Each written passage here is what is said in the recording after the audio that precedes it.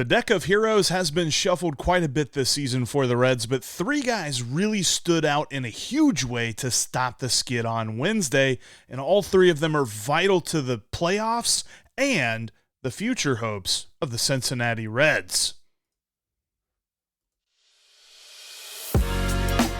You are Locked On Reds, your daily Cincinnati Reds podcast, part of the Locked On Podcast Network, your team every day. You are Locked On Reds with myself, Jeff Carr. I am a lifelong Cincinnati Reds fan, and I've turned an addiction into information for you. I want to thank you for taking time out of your day to listen to me talk some Reds with you. I encourage you, if you're listening, hit me up on Twitter at Jeff Carr with 3 Fs, or jump in our YouTube comment section and leave us a thought, leave us a comment, leave us a question, because I love talking Reds, and I want to talk Reds with you. Because Locked On Reds is part of the Locked On Podcast Network. We are your team every day, your Cincinnati Reds every single day here on the Locked On Reds podcast page, whether you're watching us on YouTube or on your favorite podcast app. And if you listen every day, I want to thank you so much for doing so. Let me know in the comments section, or hit me up on Twitter, or if you see me at the ballpark, say hey and let me know you're an everydayer. I love hearing from you. The Reds had three amazing heroes that led them to the win on Wednesday night, and each one of them represents a huge part of their future hopes, whether you're talking about playoffs this year, next year, whatever it might be. They are super important to how the Reds operate moving forward, and it starts with Graham Ashcraft. The Reds needed Graham Ashcraft to come through, and he did. This has been a huge stretch for Graham Ashcraft. You think about the crazy bad stretch of baseball he had really through the month of May and the month of June, was just looking god-awful on the mound. Absolutely just terrible numbers up until June 30th, when he seemed to break through against the Padres. And you're thinking, okay, this is solid. Then he gets another start on top of that going into the All-Star break. And we're thinking, can he keep this up? It feels like the All-Star break came at a bad time for him as he was just starting to build momentum. But now he's got 4 straight quality starts under his belt. His 2 starts this, ever since the All-Star break have been quality starts. 2 starts before it, he's kind of sandwiched the All-Star break with quality starts here. And in those 4 quality starts, he has looked phenomenal. We're talking about a 1.82 ERA. Yes, quality start can mean a lot of things. A quality start can be 6 innings of 3 earned runs, which is a 4.5 ERA. Graham Ashcraft has allowed no more than 2, and he allowed 2 earned runs against the Giants on Wednesday night, but he's allowed 1 earned run in the other 3 starts. So he's got a 1.82 ERA in those 4 starts, a total of 24 2/3 innings pitched. He does have 14 strikeouts to 9 walks. You'd like to see more strikeouts, but Graham Ashcraft's not a swing and miss guy. He's a bulldog. He's going to go after the hitter. He's going to try to make the hitter get himself out, and if not, he's going to throw that slider or that cutter up and in to a lefty, and they just can't quite put the bat on it. But overall, the 9 walks you'd like to see come down. But this is where Graham Ashcraft has always been interesting. Yes, he walks people, but he limits hits. Because even through these 4 quality starts, and even looking at 9 walks and 24 2/3 innings, he still has a whip, walks plus hits per innings pitched, of 1.18. He is still allowing just barely over a base runner an inning. And that is amazing to see. You saw in the 5th inning of Wednesday night's start, he was really having problems locating in the zone and things like that. He walked the 8th and the 9th hitter on 8 straight pitches. Yeah, that's not great. But he was able to limit the damage. He only gave up the 1 run in that inning because the number 7 hitter got on via single. And so he gave up 1 run, but he got the double play, got out of the inning. It was a thing of beauty. The way that he's been able to pitch and the way that Graham Ashcraft pitches is so different from Andrew Abbott or from Hunter Green or from Nick Lodolo. He is the kind of guy that he's just going to get up there on the mound. He's just going to throw. And it's funny because he's talked a lot about during his struggles that he was almost in his head too much, right? He was thinking too much, or it was something that bothered him and he just couldn't quite get past it. And I found it interesting because he was asked about his turnaround, about the fact he's got 4 quality starts in a row, and I found his answer to be illuminating. Finding that rhythm and getting in it. I mean, you can kind of tell there in the 5th and 6th, there were some at-bats to where things kind of got away and I kind of started thinking a little bit too much, like trying to figure out what's going on, when in reality I didn't need to sit there and harp about it and think about it. I just needed to go and attack the zone. And once I got back to that mentality, and mechanics just kind of fell in line with it. That's what happens when you go out there and you think about what you need to do to fix your mechanics. And your mind just kind of starts going, and then your body kind of takes over from that. And that's what that was. I mean, came back in the 7th inning, was back up to 97. So. And there at the end, he was talking about, there was a slight dip in his velocity, especially in the 5th inning, and it kind of felt like he was trying to place the pitches as opposed to locate them. And that's kind of where he was talking about the differences there. He was in his own mind there, just considering what it was he was supposed to do rather than just going and doing it. I know I opened up yesterday's episode with a Yoda quote, but I really think that the whole do or do not, there is no try. I think that quote is like perfect for pitchers. Like, just go up there and pitch. You know you can do it. You work on it in practice, the bullpen sessions. That's really where you can get into the mental aspect of the game. But when you're on the mound in the middle of the game, the lights are on, the other team is in the batter's box ready to go, you just got to pitch.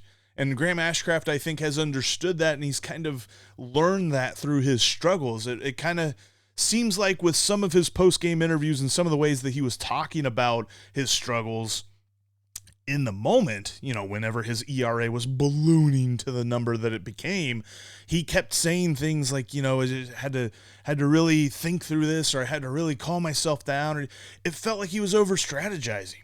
He just got to go up there and throw. And that's where Graham Ashcraft's strength has been. And he's back in the circle of trust, period. Like, I know I can trust Andrew Abbott, which I'm excited to watch him pitch today.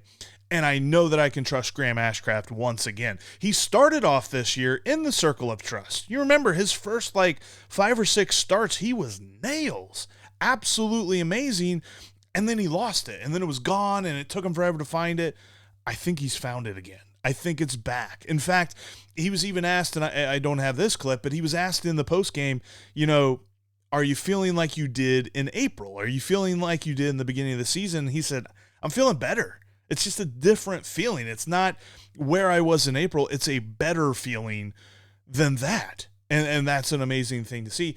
And the start for me, the reason that it was so important is looking at what happened the day before and all of the guys that had to pitch out of the bullpen. This was so important because it gave the bullpen rest. They only had to use Ian Jabot, Lucas Sims, and Alexis Díaz. And Diaz really didn't, he warmed up in the second game Tuesday night, but he didn't have to pitch in the second game Tuesday night. Lucas Sims didn't even warm up in the second game, so he was kind of pitching on a normal relief pitcher's rest. I don't think we'll see any one of these 3 guys here in the day game, the getaway day game for the Giants.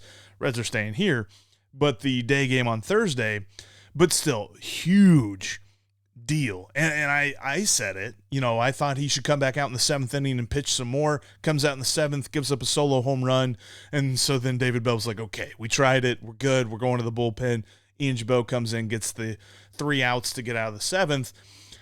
But just overall, Ashcraft was huge. The biggest reason that the Reds won, and he's back in the circle of trust. There was one bat that made all the difference in the game for the Reds. And Will Benson is the best number 9 hitter in baseball, and I'll tell you why coming up next. Before I tell you about that, I want to tell you about one of the sponsors for today's episode, and that's eBay Motors. For a championship team, it's all about making sure every player is a perfect fit.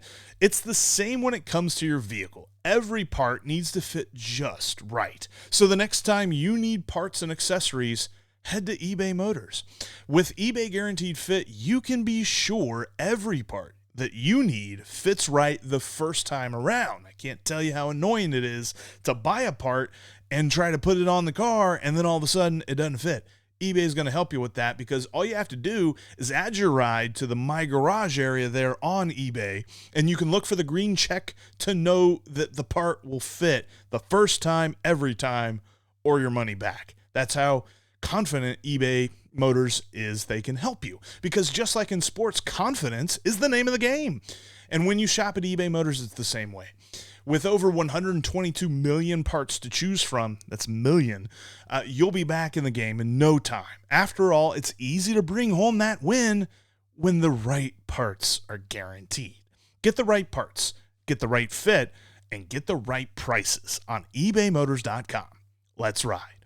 eBay Motors Guaranteed Fit is only available to U.S. customers.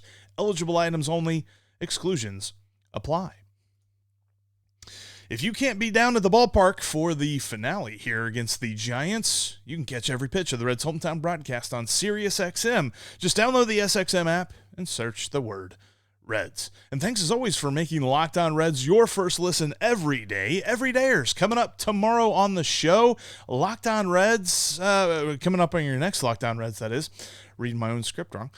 The Reds rookie phenoms will face their greatest obstacle for the Rookie of the Year award. Yeah, we're talking about Corbin Carroll and the Arizona Diamondbacks coming in this weekend. The Reds are playing the Diamondbacks a lot over the next 2 weeks. They're kind of doing that whole thing like they've been doing with the Brewers.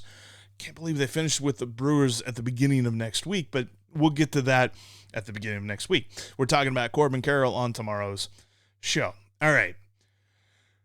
Will Benson has become one of the most important bats in the Reds lineup, and he showed why on Wednesday.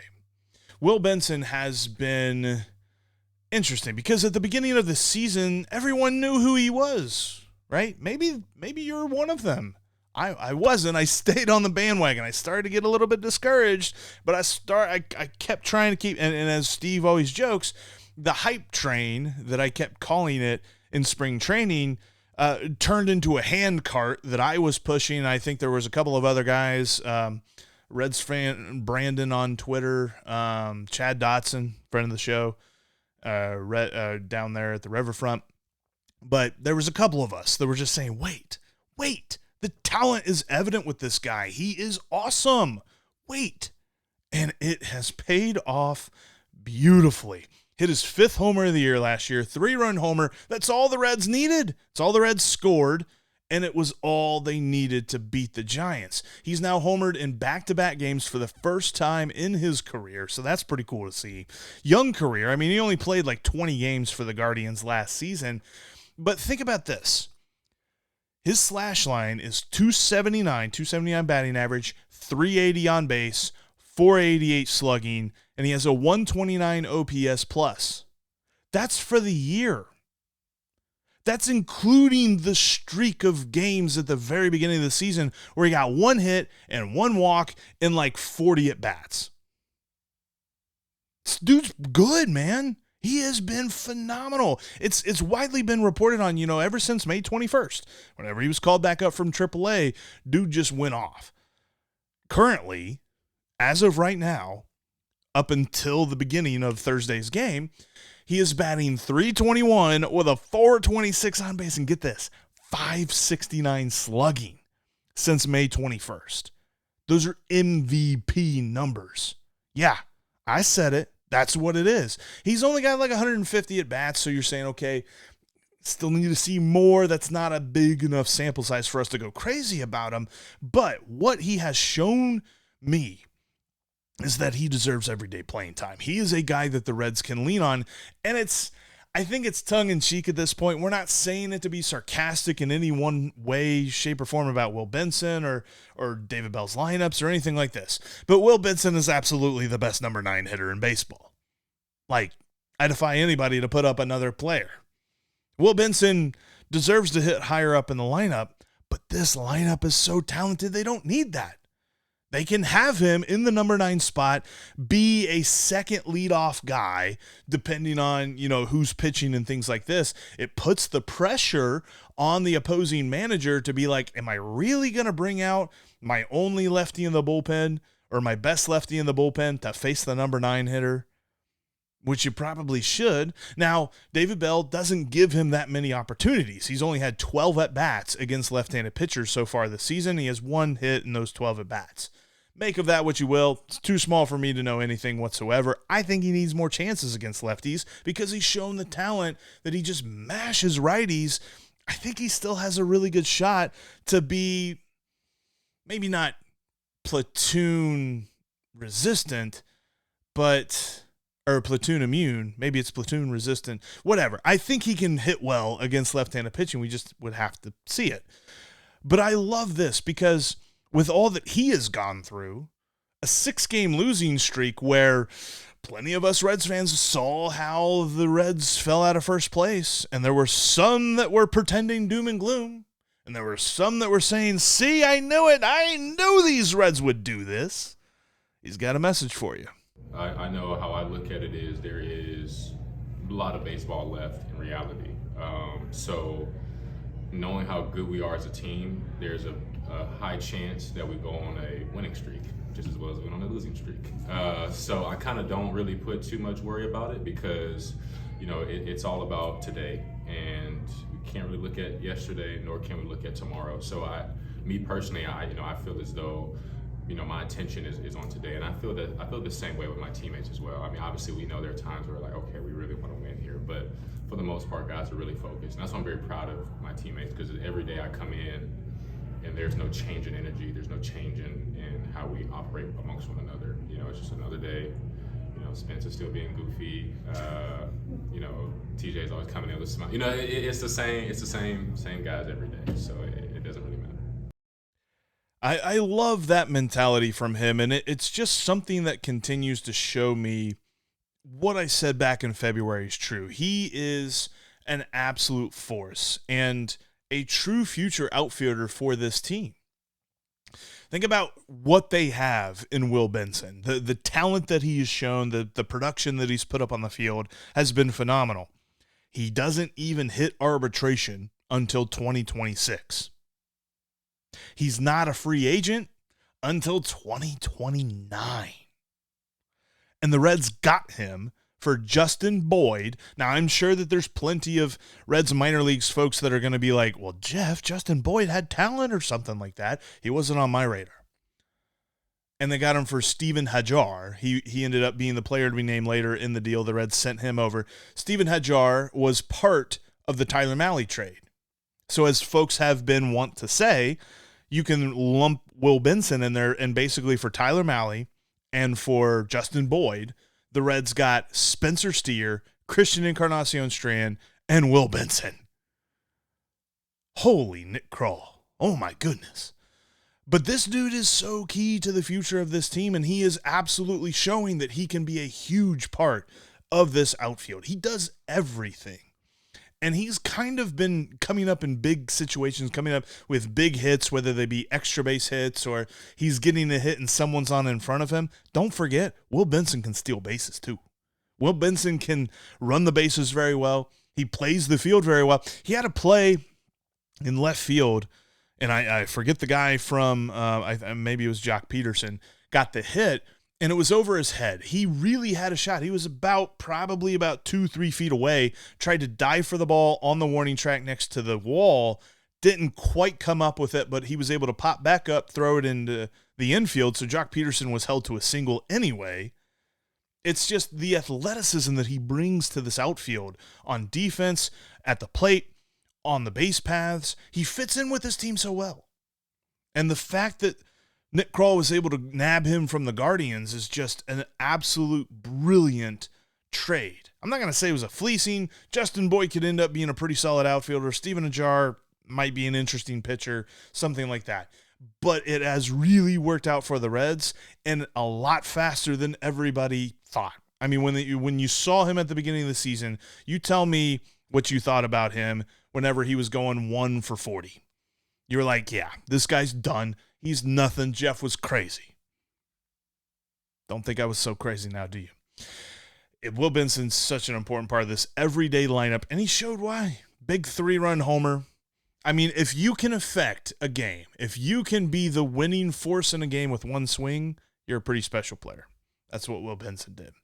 Coming up, the game ended in a win because of a very important pitcher returning to form. I'll tell you why it's so important that we saw Alexis Díaz dominate on Wednesday. Coming up next. Before we get into that, though, remember that if you can't be at the ballpark, you can catch every pitch of the Reds' hometown broadcast with SiriusXM on the SXM app. Just search the word Reds. You can follow the podcast on your favorite podcast platform and on YouTube. Also, make sure you join the community on Discord. We've got a lot of great folks talking Reds baseball all day, every day. We've got the link down in the description. Just click on it and become part of the community. Going to start doing some mailbag episodes through the Discord. Plus, also got a great opportunity as well. Love to talk baseball through the Subtext platform. If you text "I'm in" to the number in the description. Also got a link in the description to join Subtext. But we'll be talking about Reds trade rumors.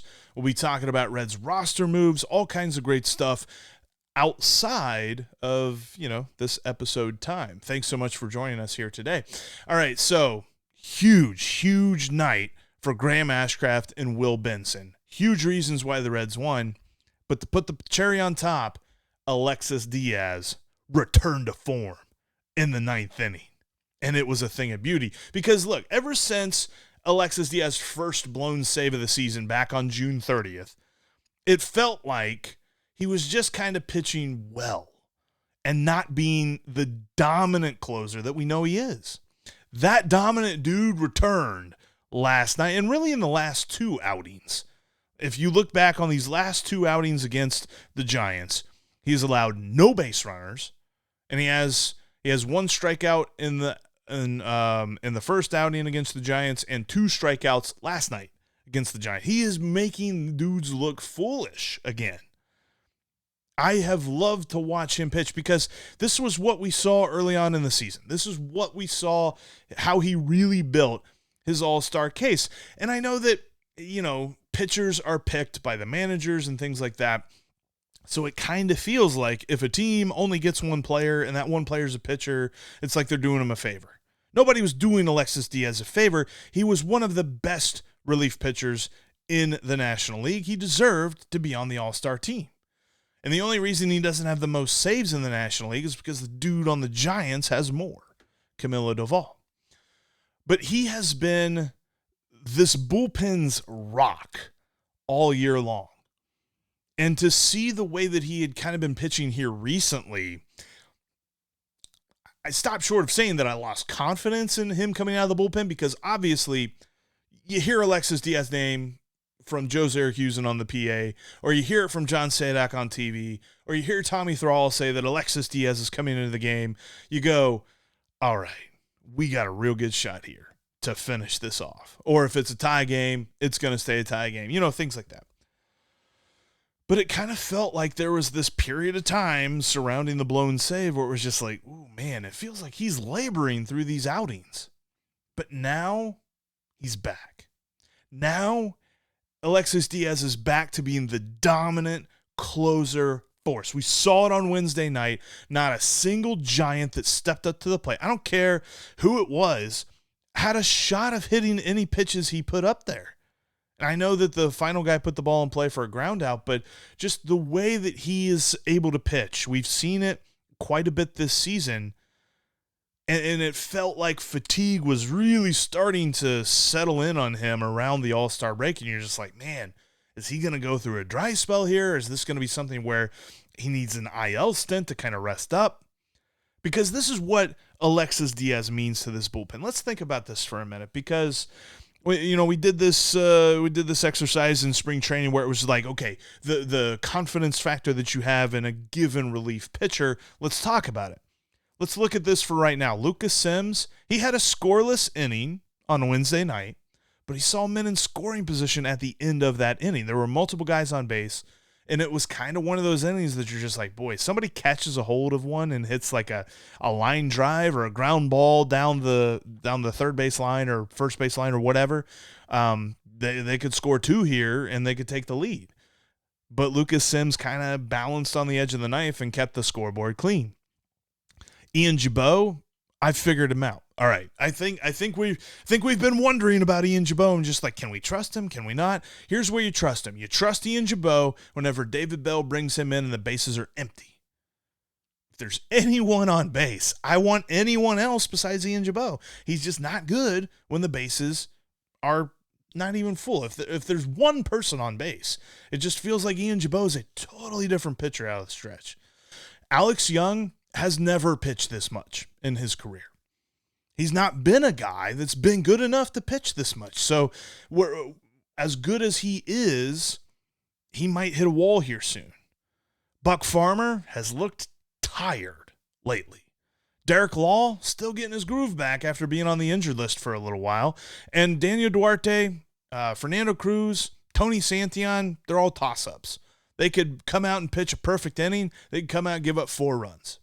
It's what happens with those guys. So you need Diaz to be that dominant dude that David Bell can go to the bullpen and just say, all right, we're good.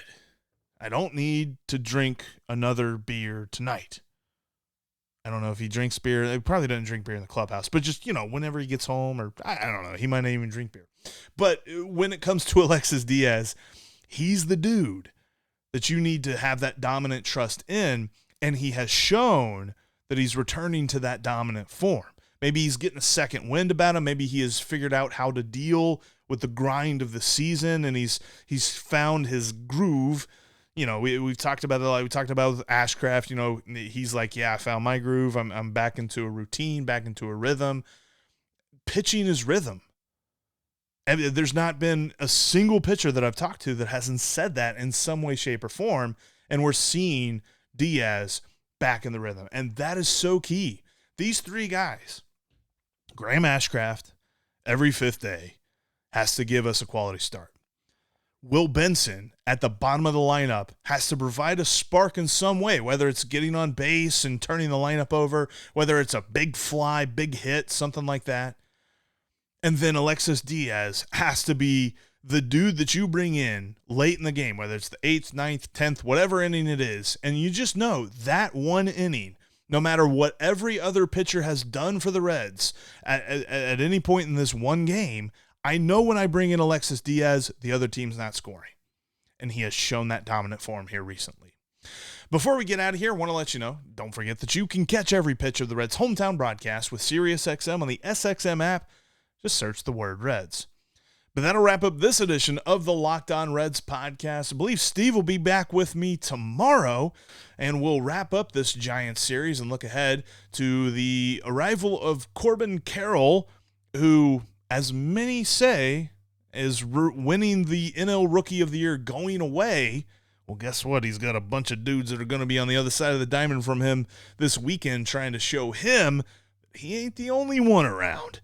It's going to be a fun weekend with the Diamondbacks in town to face the Reds, and we will be talking all about that. So make sure, for those of you everydayers out there, you come see us tomorrow. But until then, know that you have the Discord you can join in. Know that you have Subtext you can join in. Lots of ways to keep talking Reds baseball. And follow me on Twitter at Jeff Carr with 3 Fs, and you can follow Steve at S. Offenbaker with 2 Fs, because we are Locked On Reds every single day.